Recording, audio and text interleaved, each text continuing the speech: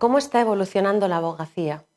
¿Cuáles son los nuevos retos y los nuevos perfiles que se demandan como consecuencia de la utilización de las nuevas tecnologías? Hablamos con Marta Hernández, consejera y manager del área de conocimiento e innovación de Quatre Casas. Dirige y coordina las tareas de gestión de información y los proyectos de implantación de nuevas tecnologías. Trabaja en la automatización de documentos y la puesta en marcha de buscadores de última generación. También colabora con IT en proyectos para diseñar LegalTech. Licenciada en Derecho, es miembro del Ilustre Colegio de Abogados de Madrid. Hola Marta, encantada de saludarte. Muchísimas gracias por estar hoy aquí con nosotros en este espacio en el que seguro vamos a sacar pues información y conversaciones muy interesantes. ¿Cuáles serían esos nuevos retos, esos nuevos perfiles que presenta el mundo de la abogacía como consecuencia de la utilización de nuevas herramientas tecnológicas? Primero, muchas gracias por invitarme. A ver, yo creo que la tecnología es un elemento más que está cambiando la abogacía. La abogacía es un sector tradicionalmente bastante estable, que en los últimos años, pero cuando digo los últimos son bastantes años, ya ha ido cambiando por varias cosas. Lo primero es la globalización, que hace que los abogados tengan que ahora, cuando evalúan el riesgo de cualquier cosa, tengan que tener en cuenta el derecho internacional, que antes no era así, el derecho era una materia fundamentalmente local.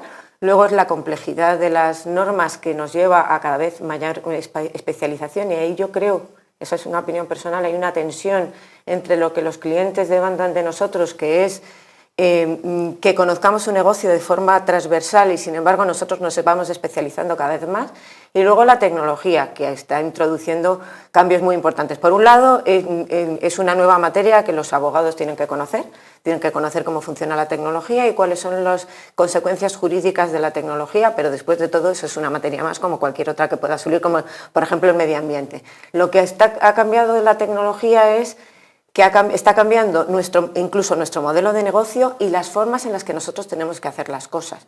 De todas maneras, la tecnología no solo cambia el sector de la abogacía, estamos hablando de la abogacía y no sé si es un vicio de abogado. La gente que estudia Derecho hace muchas cosas, no solo ser abogado, ¿no? Y yo creo que la tecnología está cambiando el mundo jurídico en general, no solo la abogacía. Todo el entorno. Fenomenal. Hoy nos acompañan en esta conversación Víctor Pascual, director del área de Derecho Privado de la Facultad de Derecho de UNIR, y Roberto Pareja, estudiante de nuestro máster de abogacía. Hola a los dos, es un placer teneros aquí y bueno, pues ellos nos van a acompañar un poco en esta conversación para ir desentrañando cuáles son precisamente los retos, ¿no? Lo que se nos plantea, cuáles son esos cambios. Muy bien. Y en esta línea yo quería preguntarte, Marta, ¿cuánto tiempo llevas dedicándote a esto? ¿Qué cambios has notado? A ver, yo cuando empecé esto ni siquiera tenía nombre.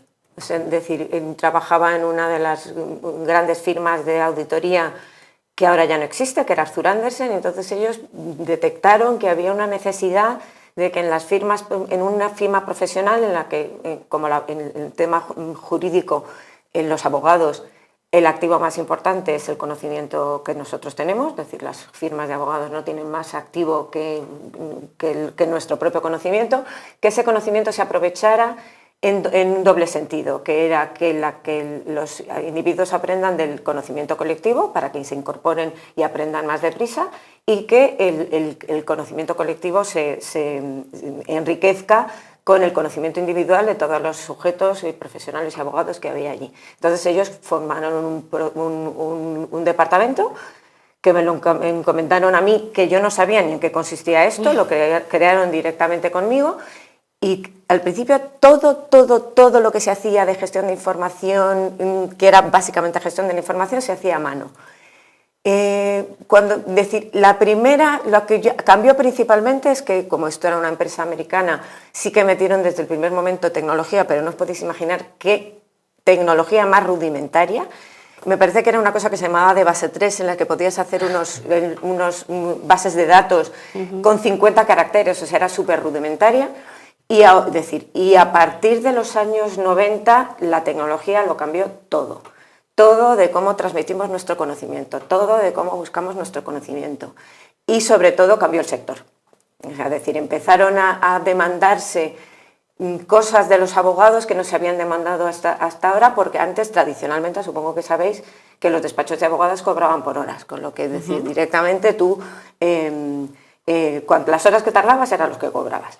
Es decir, cuando empezó a surgir la tecnología, se empezó a hablar de la eficiencia, se empezó a hablar de la calidad, entonces empezó a entrar la tecnología ahí y el sector cambió del todo. Es decir, y entonces ese es el cambio más principal que yo he notado. Es que efectivamente es curioso, ¿no? Y se nota mucho como el impacto, yo creo que como tú decías, no es que se note solamente en el mundo de la abogacía, sino que se nota en general, a nivel social, pero es cierto que en el desarrollo de determinadas profesiones la evolución que tiene es especialmente llamativa. Hola, Marta, primero. Encantada. Yo tenía una pregunta. ¿Nos podrías comentar cuáles son las principales tecnologías que se están demandando ahora en los grandes despachos? Así a modo... A ver, los grandes despachos están, es decir, unas tecnologías que no son las que yo domino y las que yo domino. Entonces, por contaros, bueno, decir dominar es un poco fuerte, o sea, de las que yo conozco, digamos. Y las tecnologías que tienen los despachos, y los despachos grandes principalmente, la inversión inmensa de tecnología son plataformas como ERPs, los CRMs, etcétera, y la ciberseguridad. O sea, ahí los despachos se gastan una cantidad de dinero que no está escrita.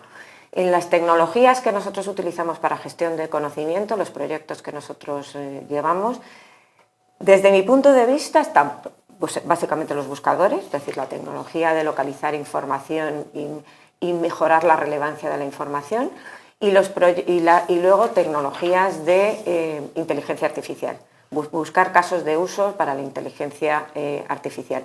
En el despacho últimamente estamos metiendo tecnologías de low-code y de tecnologías de visualización de datos. Es decir, entonces estamos metiendo ya en ese tipo de tecnologías para gestión de conocimiento y para otras cosas.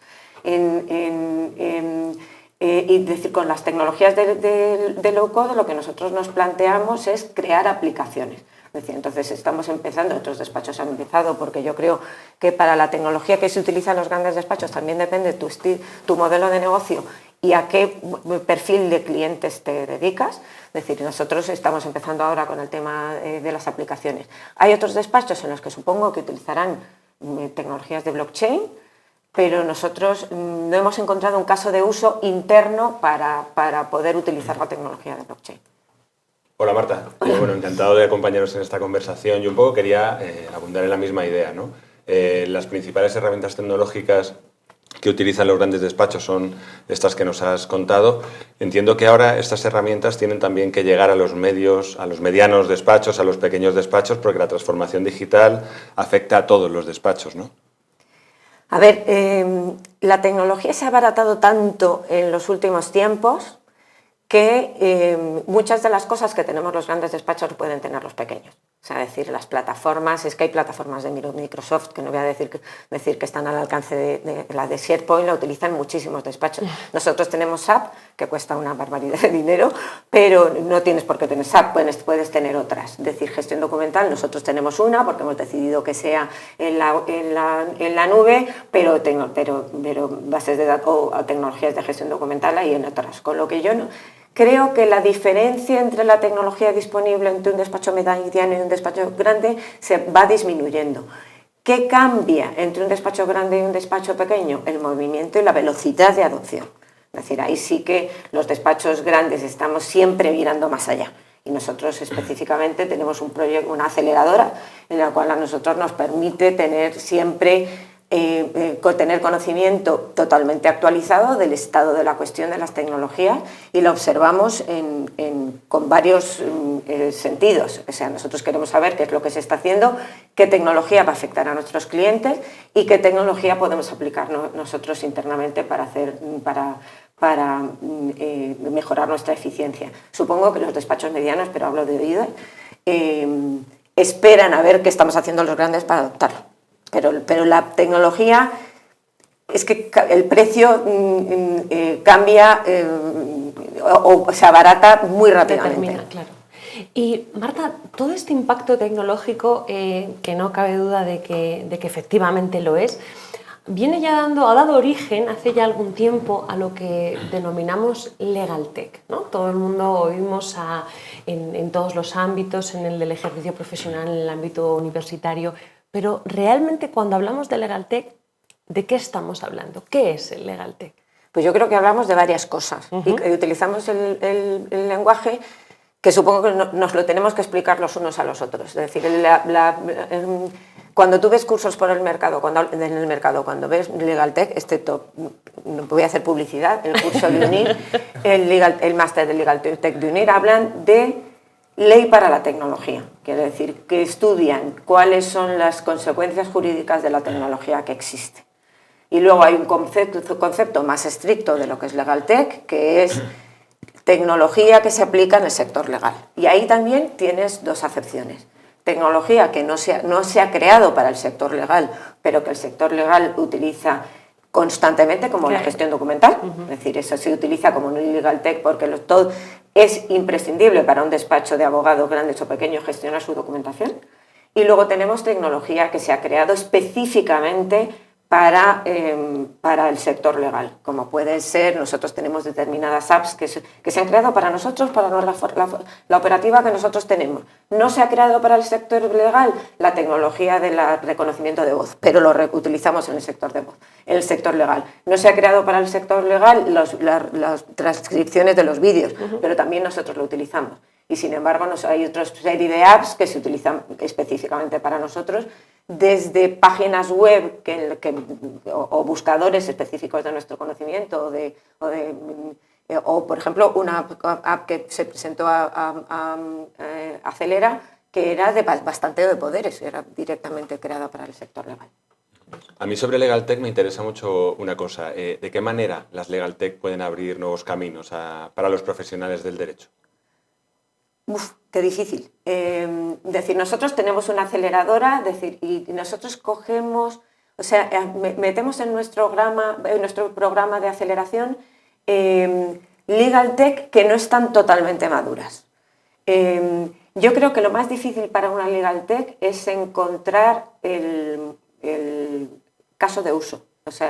Nosotros incluso con la tecnología que tenemos y con los proyectos que hacemos en el despacho, que es de lo que me ocupo yo, a mí me cuentan una tecnología y yo me pongo a cavilar esto para qué nos sirve.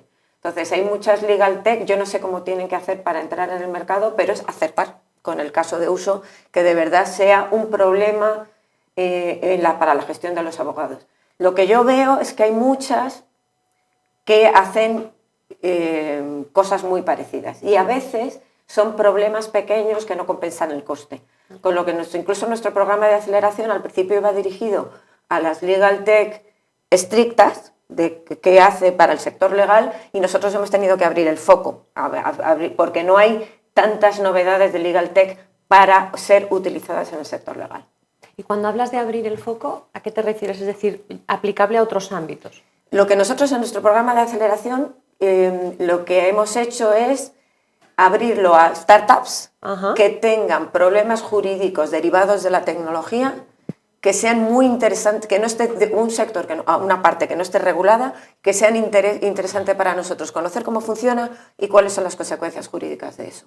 Entonces, en nuestro programa de aceleración tenemos dos vías. El programa normal, en el cual se pueden presentar FinTech, InsurTech, Real Estate Tech, en el que tengan un problema jurídico que nosotros digamos qué interesante, nosotros nos vamos a estudiar esto. Y luego tenemos las tecnologías puras para el sector para el sector legal, para la abogacía, que tenemos un programa de Fast Track. Entonces ahí sí que nosotros les planteamos a la startup: este es mi caso de uso, a ver cómo lo resolvemos. Y entonces, incluso algunas las hemos adoptado nosotros mismos.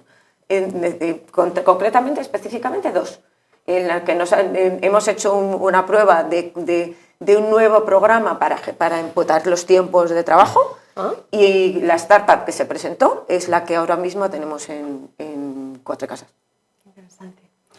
Marta, yo tengo una pregunta para ti. ¿En qué áreas de derecho se han desarrollado estas tecnologías especialmente?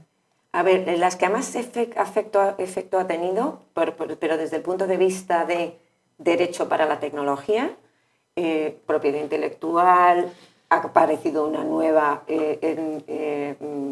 especialidad que es derecho de las nuevas tecnologías, tiene también mucha influencia en los abogados que se dediquen a temas de responsabilidad de daños y seguros, tiene muchísima influencia en la gente que sabe de regulatorio bancario. El sector bancario es uno de los sectores más tecnologizados, es una palabreja que me acabo de inventar, y diría, pero a lo mejor me estoy columpiando, que lo que menos, pues por ejemplo, derecho de familia.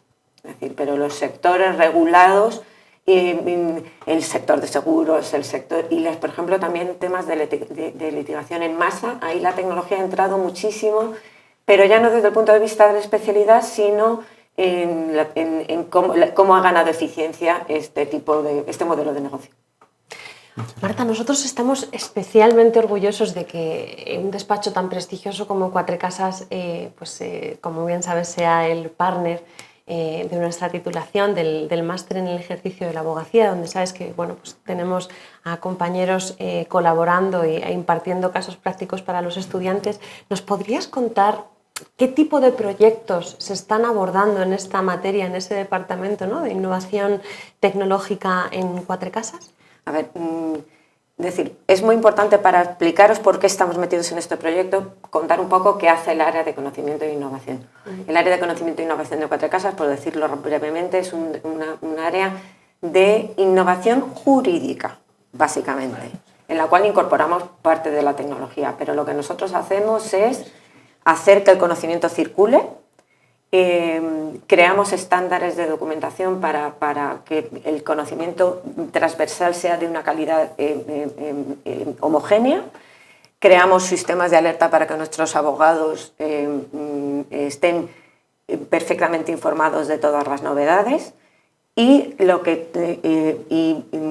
nos encargamos también de crear los programas de formación y de diseñar todas las aplicaciones para hacer eso. En ese sentido, nosotros, por ejemplo, uno de nuestros programas más importantes, para los estándares que tenemos creados, tenemos un programa de automatización con una tecnología de automatización en la cual nosotros los contratos más arriesgados o los contratos más repetitivos están automatizados y se hacen contestando un cuestionario.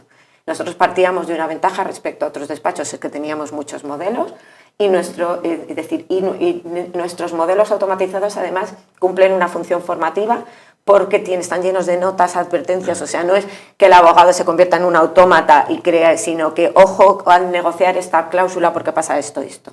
Luego tenemos un proyecto que es de este año, estamos cambiando nuestro buscador, estamos aplicando un buscador de última generación en la que incorpora elementos de inteligencia artificial.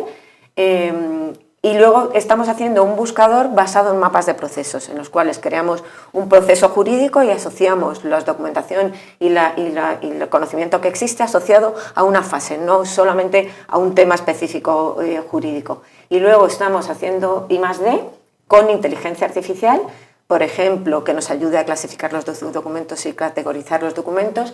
Y principalmente nosotros nos estamos enfocando con la inteligencia artificial a ver si somos capaces de convertir. Es el caballo de batalla. En los despachos de abogados la mayoría de los datos existentes son no estructurados. Y entonces para nosotros es muy difícil hacer proyectos de Big Data porque los datos no son estructurados, entonces no los puedes segmentar. Entonces estamos haciendo diversos experimentos con la inteligencia artificial para estructurar datos a partir de información no estructurada. Interesantísimo, desde que es toda una evolución, ¿eh? Sí. A mí me gustaría lanzarte una pregunta algo provocadora. ¿Puede hoy en día un despacho de abogados sobrevivir sin realizar esta adaptación digital? A ver, en España, yo diría, mi contestación rápida sería no. Pero en España hay muchísimos despachos de abogados de una sola persona. Es decir, en un despacho de una sola persona, cuando hablamos de digitalización es imposible no digitalizar algo. Es decir, la mayoría de los documentos o los ficheros ya están digitalizados. Pero puedes sobrevivir no teniendo una gestión de conocimiento, no teniendo muchas cosas digitalizadas cuando eres un abogado que trabajas contigo mismo. A partir de dos, en las que tengas que trabajar ya de forma coordinada, yo creo que no. Es decir, sí, pero contestando yo diría que no, porque siempre una mínima digitalización tiene que tener. Bueno, pues parece clarísimo que los nuevos abogados que se incorporen al ejercicio deben tener nociones básicas sobre tecnología. Yo creo que eso no queda... Sin duda. Sin duda, ¿verdad? Hablabas antes de, bueno, pues que quizá temas de programación, leer código, quizá no escribirlo, ¿no? Que es una cuestión muy compleja. Más allá de esto, nociones básicas... ¿Nociones básicas de otras cosas que no sea tecnología? Que tengo aquí a mi angelito de la guarda. Nada. No fue antes. Fue después. Sí, claro. He tenido yo un... Vale. Nada. Bueno, parece claro que pues los jóvenes abogados, los futuros abogados que se incorporen al ejercicio se enfrentan a un mundo claramente marcado por las nuevas tecnologías y por su impacto.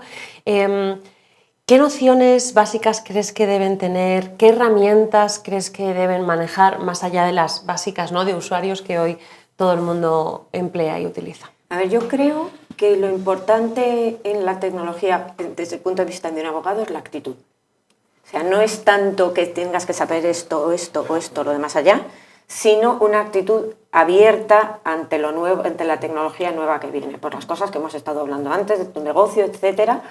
Y yo lo que decir, hay unos conocimientos básicos de Office que hay que tener, pero lo que tienes que tener es una actitud de yo quiero aprender esto, no soy demasiado mayor para aprender esto, y decir, y esto sí que yo diría, yo esto ya lo había observado, pero lo decía, hay un gurú en el mundo jurídico que no sé si conoceréis, que es Richard Susskind. Escribió un libro hace años que ponía, será el fin de la abogacía, y entonces se revolucionó todo el sector. Y él ha comentado una cosa en la que yo estoy de acuerdo. La diferencia en esta actitud no depende de la edad. Es decir, hay abogados mayores que tienen una actitud fantástica ante la tecnología y abogados jóvenes que consideran que la tecnología no les interesa más allá de las redes sociales. Hay una diferencia clarísima generacional en los conocimientos del manejo de las redes sociales y de los iPads y los iPhones, perdón que diga la marca, pero ante la tecnología que se utiliza en la abogacía requiere aprendizaje. No es una cosa que tú sepas porque manejas muy bien tu teléfono. Es una cosa en la que tienes que aprender y que tienes que comprender. Y ahí lo básico es tu actitud. Claro, perder el miedo, asumir que... Y saber que te concierne la tecnología a ti también. Ser consciente completamente, ¿no?, pues de que el mundo de la abogacía, la forma, no la abogacía en sí, sino la forma en la que se ejerce, las herramientas a disposición han evolucionado y estás dispuestos a adoptarlas, sí, claro, sí. Para sacarles provecho. Muchísimas gracias, Marta. De nada. ¿Y qué nos recomendarías para las personas que nos iniciemos ahora en el mundo de la abogacía?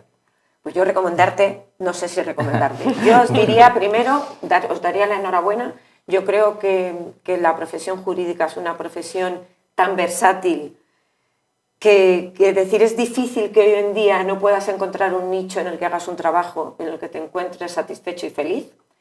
Creo que sí que es importante que conozcáis la tecnología, cómo funciona, es decir, porque ya no solamente porque puede ser que tú te vayas a dedicar a una especialidad esa y entonces la tienes que conocer a fondo, pero tienes que estar al día de la tecnología porque afecta a tu negocio. O sea, desde el tiempo, una de las cosas que preguntabas antes, ¿en qué ha cambiado? No sé lo que ha cambiado en mi profesión, pero lo que ha cambiado es el sector del derecho. Ha habido modelos de negocio que existían que la tecnología se los ha comido. Entonces tienes que estar al tanto de la tecnología que está apareciendo, porque el modelo de negocio que tú has conocido a lo mejor desaparece. Antes tú hacías actividades en masa que ahora directamente se hace dando un botón. Nosotros incluso hemos hecho apps que luego han salido en el mercado, una tecnología que nos lo hacía y entonces todo lo que habíamos hecho para nosotros ya no ha servido. Si la pregunta es si sabéis saber programar, no te sé decir. Yo creo que no. Yo creo que no hace falta que aprendáis a programar. Yo creo que hace falta que aprendáis, dependiendo también de la especialidad a la que te vayas a dedicar, a leer el código, que no es lo mismo. Un abogado nunca va a ser tan buen programador como un programador. Es decir, yo he programado y mis programas funcionan, pero como dicen los matemáticos, mis ecuaciones no son bonitas, siempre busco rodeos porque no sé suficiente. Entonces yo creo que programar lo tiene que hacer un ingeniero, un programador, un informático, pero un abogado que se dedique a revisar las consecuencias de un contrato, de un smart contract, debe ser capaz de leer qué órdenes le estás dando al contrato para cuando se ejecuta. Pero yo creo que programar no. Y luego yo creo que si os iniciáis en el mundo de la abogacía, yo creo que lo que no se debe olvidar es que la abogacía es un negocio de personas. Es decir, y que hay una serie de habilidades, más allá de las tecnológicas, que hay que ejercitar. La escucha activa, la capacidad de entender a los clientes, la capacidad de conocer sus preocupaciones. Es decir, eso es casi más importante que lo otro. Bueno, Marta, pues muchísimas gracias por estar aquí hoy con nosotros, por darnos esta información tan interesante, yo creo que realmente útil para nuestros estudiantes y en general para todos los abogados que, bueno, pues se han quedado quizá un poquito más atrás o que muchos pueden tener ese miedo a las nuevas tecnologías. Ha sido un verdadero placer tenerte aquí y que nos enseñes tanto. Muchísimas gracias también, por supuesto, a ti, Roberto, que esperamos que te haya resultado mucho útil la información. Sí. Esta información vale su peso en oro. Sin duda. Y por supuesto, muchísimas gracias, Víctor. Como siempre, pues encantada de tenerte en la mesa. Gracias. Y bueno, pues a todos los que han tenido la oportunidad de compartir con nosotros este espacio, pues les emplazamos a la siguiente ocasión en la que vayamos a tratar cuestiones sobre el mundo actual de la abogacía.